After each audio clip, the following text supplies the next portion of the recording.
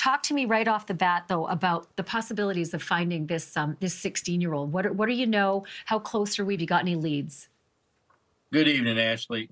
Yeah, thank you for mentioning everything you did there. Yeah, we are actively working to locate this third suspect so we can take him into custody. Now, right now, I can't give a whole lot of information about our means, but I can tell you there is a lot of resources that has been made available to my office so that we can find him. Okay, talk to me about the 16-year-old. I don't know a lot of 16-year-olds that can be fugitives on their own.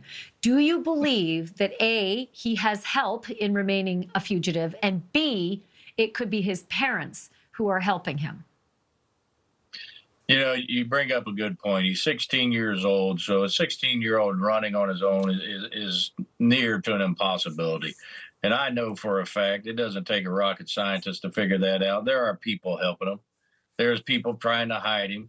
Now, I'm not going to sit here on the air and tell you it is the parents. I can't confirm right now or deny that. But the fact is he has help.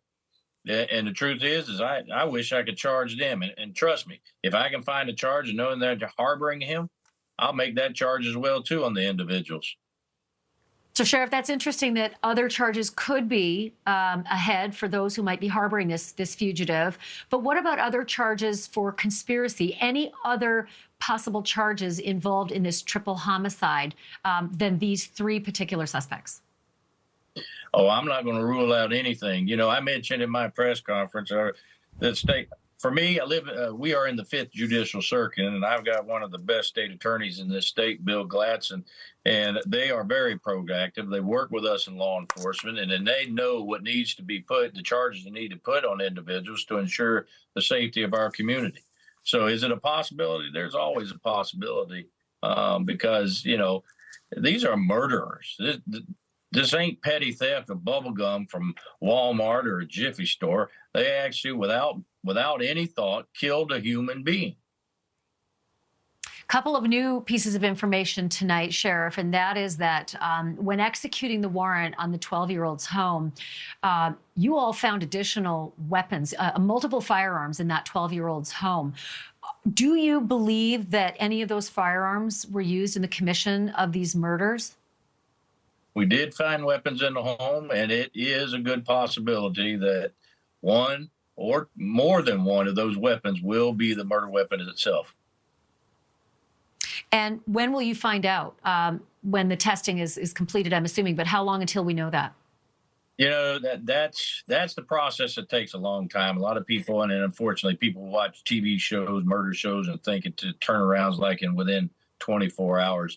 It takes a little bit of time to do ballistics. Now, I have a lot of technology here in my office that'll get me to a certain point, but it also has to go on to the Florida Department of Law Enforcement to finalize with the experts that examine the ballistics of the gun to match it to any physical evidence that we may have collected at the scene or from the bodies of the deceased.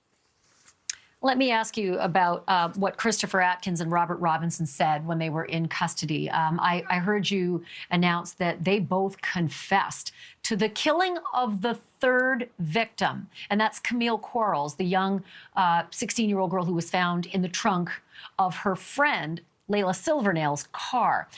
Did they say anything else that was specific, and were they in the presence of their mothers when they made these confessions? I got to think about that for a minute. I can't give a whole lot as into what they specifically said.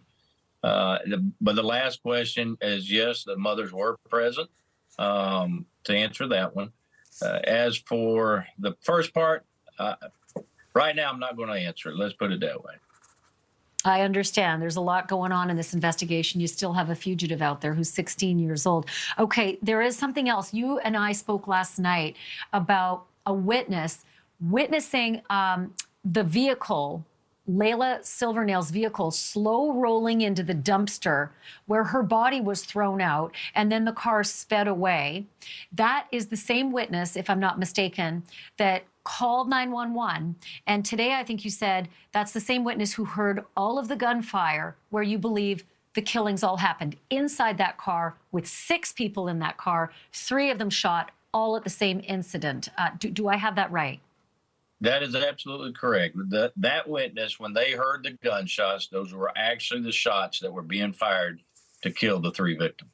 Thank you for watching. Go to newsnationnow.com to find NewsNation on your television provider. And don't forget to click the red subscribe button below to get more of NewsNation's fact-driven, unbiased coverage.